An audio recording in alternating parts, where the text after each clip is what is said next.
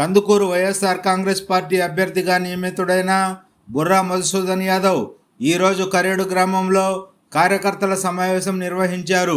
ముందుగా గ్రామం పొలిమేరలో అతనికి వైఎస్ఆర్ కాంగ్రెస్ పార్టీ నాయకులు, కార్యకర్తలు ఘన స్వాగతం పలికారు.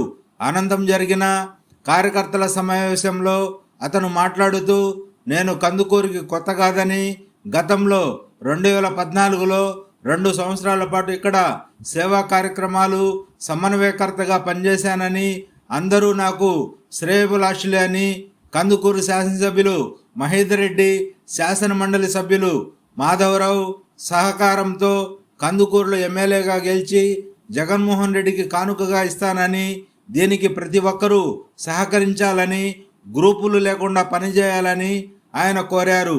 రఫీ నూరి ఛానల్ కోసం.